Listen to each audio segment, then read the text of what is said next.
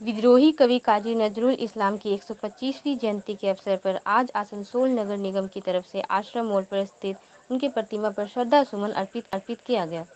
इस मौके पर यहां आसनसोल नगर निगम के चेयरमैन अमरनाथ चटर्जी, एमएमआईसी गुरुदास चटर्जी के अलावा आसनसोल नगर निगम तमाम वरिष्ठ अधिकारी और पार्षद बबीता दास सहित वरिष्ठ। इस मौके पर सभी ने काजी नजरुल इस्लाम की प्रतिमा पर माल्यार्पण किया। अमरनाथ चटर्जी ने कहा कि यह हमारे लिए बड़े गर्व की बात है कि कभी काजी नजरुल इस्लाम का जन्म आसनसोल के निकट चुरुलिया में हुआ था। काजी नजरुल इस्लाम के लेखनी में इतना जोर था कि अंग्रेज उनसे आतंकी। सुभाष चंद्र बोस ने भी कहा था कि अंग्रेजों के खिलाफ उनकी लड़ने की प्रेरणा काफी नजरुल। পথচলতি সমস্ত মানুষকে শুভেচ্ছা অভিনন্দন এবং নমস্কার জানাই। অভিনন্দন জানাই আসানসোলে পৌর নিগমের আমাদের মেম্বার মেয়ারিং কাউন্সিল গুরুদাস চট্টোপাধ্যায়কে, যার উদ্যোগে বারবার এই অনুষ্ঠানগুলো হয়ে থাকে। আমরা বাংলাদেশে যারা বাস করি তারা জানি যে শ্রদ্ধা নিবেদন না করলে ভালোবাসা পাওয়া যায় না, শ্রদ্ধা পাওয়া যায় না। তা আমরা মানুষকে সেটাই শিখিয়ে দিয়ে যাওয়ার জন্য যত মনীষীর ফটো আছে, যত মনীষীর ছবি আছে বা মূর্তি আছে আসানসোল পৌর নিগমের মাধ্যমে আমরা সেই শ্রদ্ধাগুলো নিবেদন করার চেষ্টা করি। বাংলা নয়, সারা ভারতবর্ষের যে লেখনীর মধ্যেখান দিয়ে নজরুল তার বিকশিত ঘটিয়ে গিয়েছিলেন তা আজও অনস্বীকার্য হয়ে রয়েছে এবং তাও আজও এক এমন পর্যায়ে গেছে যে রবি ঠাকুরের পরে যদি কোনো কবির নাম চর্চা করতে হয় ভারতবর্ষে নয়, সারা বিশ্বে বাংলা ভাষার মধ্যেখান দিয়ে, তাহলে কাজী নজরুল ইসলামের নাম রচনা করতে হয়। 1920 সালের পর তার বাল্য জীবন এবং ছাত্র জীবন এবং কষ্টের জীবন পের হয়ে যাওয়ার পরে আমরা দেখেছিলাম যে যখন 21 সালে বিদ্রোহী কবিতা লিখলেন সারা ভারতবর্ষের মধ্যে আলোড়ন তৈরি করে ফেললেন। কবি রবীন্দ্রনাথ ঠাকুর সেই কবিতা পড়ে নজরুলকে স্মরণ করতে বাধ্য হলেন, নজরুলের কথা ভাবতে বাধ্য হলেন।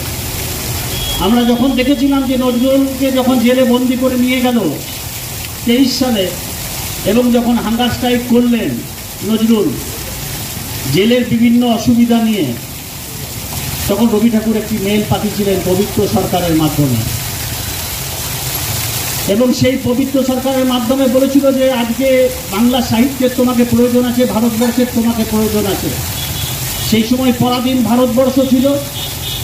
সেই পরাধীন ভারতবর্ষে স্বাধীনতা সংগ্রামীদের অনুপ্রাণিত করার মতন কবি সেদিনকে কিন্তু ছিল না নজরুল ছাড়া। তার কবিতা পড়ে অনুপ্রাণিত হয়ে স্বাধীনতা সংগ্রামে আন্দোলনে লাফিয়ে পড়তেন ভারতবর্ষের পরাধীন ভারতের স্বাধীন সৈনিকরা। আমরা দেখেছিলাম তার ছাত্র জীবন চুরুলিয়া থেকে সুদূর রানীগঞ্জ থেকে মঙ্গলকোট থেকে করাচি থেকে আবার আসানসোল থেকে তিনি চলে গেলেন কলকাতায়। আমরা অনেক মহান মানুষের আলোচনা শুনি। সেই আলোচনার মধ্যে মাঝে মধ্যে যখন দুঃখ বেদিত কথা আমরা শুনতে পাই এবং কিছু কথা যখন আমরা নজরুলের জীবনের থেকে বাদ দিয়ে গিয়ে সেগুলো সংযোজন করে তখন বড় দুঃখ লাগে।